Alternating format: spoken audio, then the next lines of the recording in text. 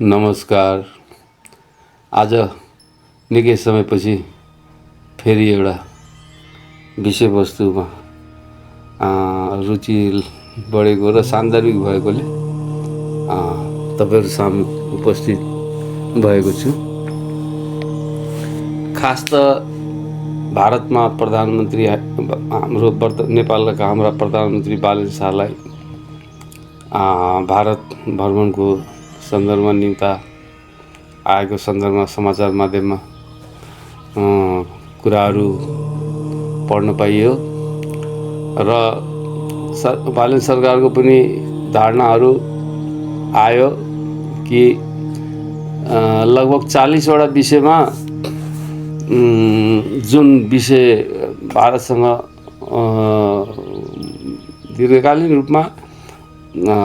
त्यसको चाहिँ प्रभाव पर्ने गरी दुवै छिमेकीको हकमा राम्रो हुने गरी त्यसमा विभिन्न विषयगत सन्दर्भहरूलाई सूक्ष्म रूपमा केलाएर दुवैको हक हितमा राम्रो हुने हिसाबले त्यो हिसाबले काम सम्पन्न भएपछि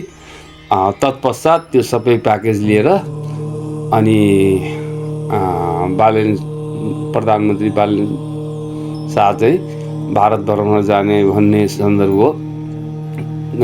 मिडियाहरूबाट जानकारी पाएँ। अब यसै सन्दर्भमा मलाई चाहिँ एउटा नागरिकको तर्फबाट 40वटा एजेन्डा त सरकारले सूचित गरेको छ, जो भारतसँग विभिन्न विषयगत कुराहरूमा चाहिँ छलफल गर्नुपर्छ। राम्रो कुरो हो, किनभने वर्तमान सरकार नै हरेक कुरालाई राम्ररी केलाएर विश्लेषण गरेर संश्लेषण गरेर त्यसको आउटपुट इनपुट, त्यसको प्रभाव दुष्प्रभाव समग्र त्यसको एउटा निर्णय पुग्ने हिसाब किताबले यो सरकारले आफ्नो सुरुदेखि नै सरकार गठन भएदेखि नै त्यही हिसाबले काम गरिरहेको अवस्था छ। र यो अवस्थामा चाहिँ निश्चय पनि विगतका जुन ढङ्गले जसरी सम्बन्धहरू भयो वैदेशिक सम्बन्ध विभिन्न मुलुकहरूसँग त्यही हिसाबले नै अहिले जारी राख्नु पनि खासै सान्दर्भिक देखिँदैन, किनभने अब सम्पूर्ण कुरालाई रूपान्तर गरिकन मुलुकलाई नै एउटा विकसित राष्ट्रतर्फ अगाडि बढाउने हिसाबले बढ्दाखेरि चाहिँ निश्चय पनि हाम्रा सम्पूर्ण संयन्त्रहरूको सन्दर्भमा चाहिँ गम्भीर भएर सोच्नै पर्छ र यसको लागि चाहिँ सरकारलाई मुरी धन्यवाद छ। अब रहेको कुरो मेरो आफ्नो यो 41वटामा एउटा थप्न खोजेको कुरो चाहिँ के भने, हामी सबैलाई थाहा छ 2033 सालतिर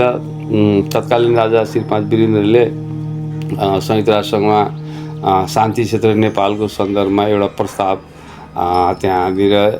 टेबल गरिएको अवस्था थियो र त्यो प्रस्तावमा चाहिँ लगभग 124 कि 25 ठ्याक्कै यकिन भएन, राष्ट्रहरूले सहमति पनि जनाएका थिए। भाइ नेपाल एउटा अविकसित राष्ट्र हो, प्राकृतिक सुन्दर भएको ठाउँ हो, त्यहाँको आफ्नै किसिमको एउटा क्लाइमेट छ हैन, शीतलता छ,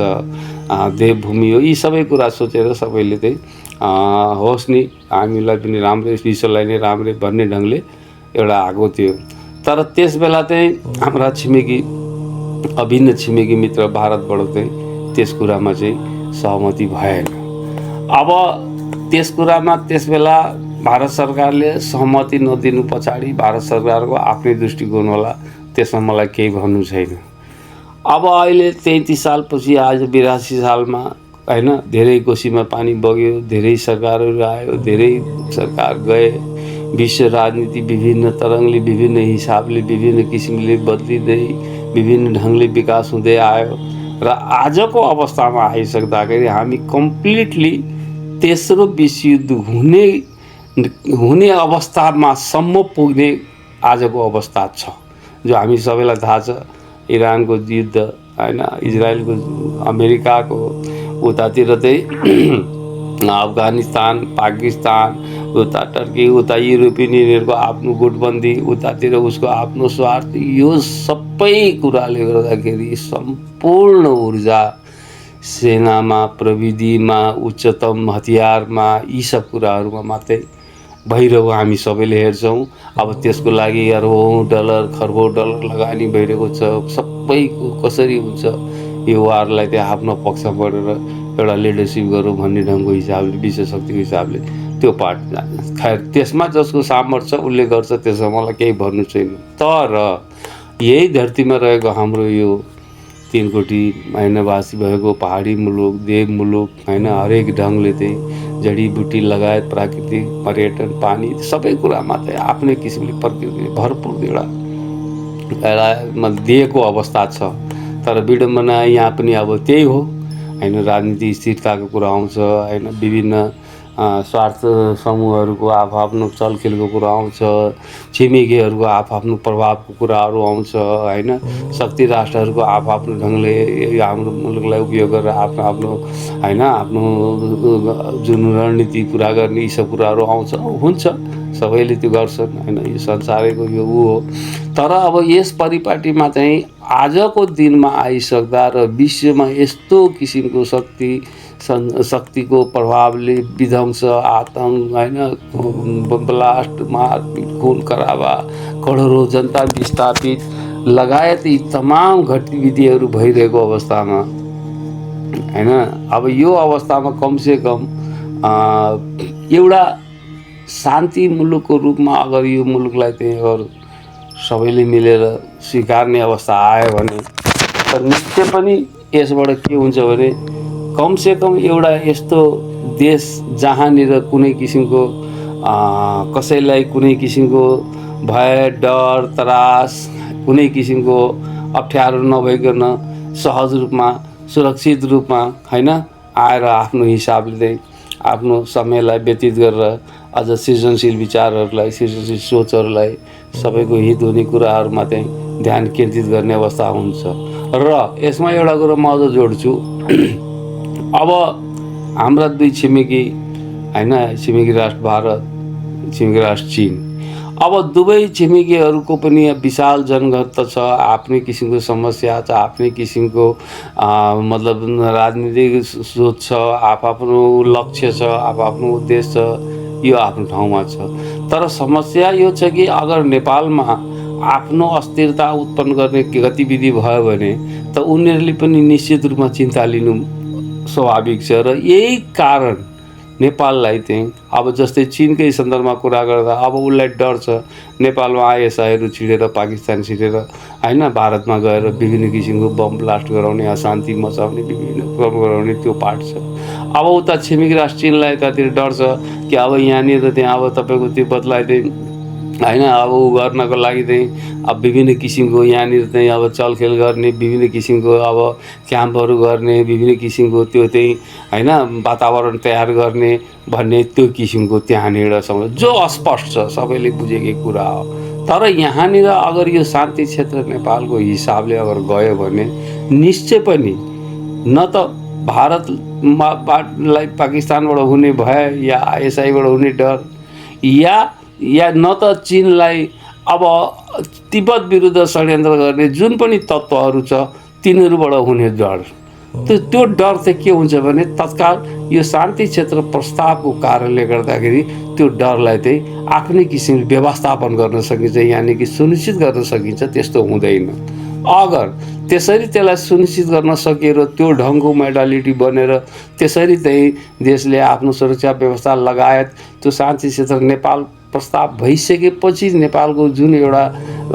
त्यो अनुकूलको एउटा जुन कानुन व्यवस्था, सिस्टम, सुरक्षा, यी तमाम कुराहरूको जो एउटा व्यवस्थापन एउटा नयाँ ढङ्गले लेखौट हुन्छ, नयाँ ढङ्गले त्यसको संरचना हुन्छ र त्यो ढङ्गले सबैलाई सिद्ध गरिन्छ, निश्चय पनि त्यसमा सब कुरो आउँदै रहन्छ। र यो सबै कुरो अगर भइगयो भने त नेपालको हकमा त के हुन्छ भने आजको दिनमा हामी सबलाई थाहा छ, हामीसँग रेडियम छ होइन, अब त्यो जमसम मुस्ताङ त्यो साइडमा अब उत्खनन भइरहेको छ।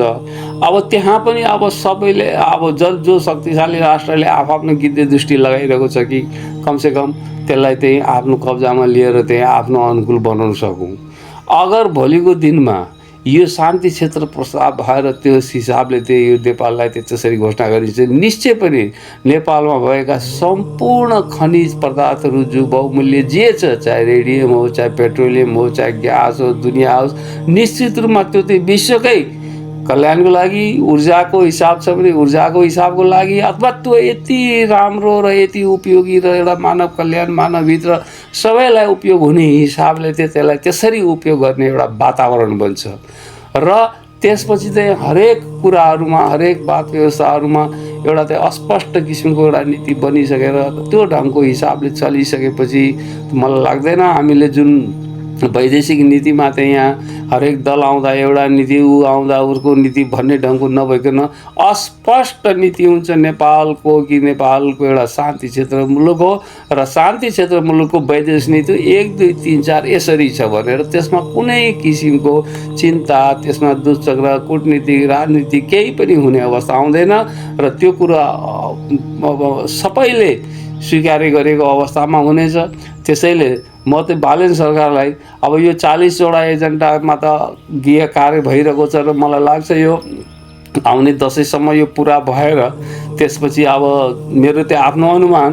अब दसैँकै चाडमुखको अगाडि या पछाडि चाहिँ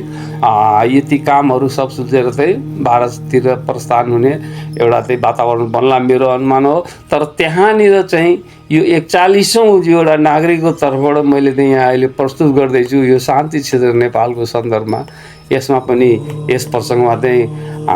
समकक्षी मन्त्री उहाँका समकक्षी प्रधानमन्त्री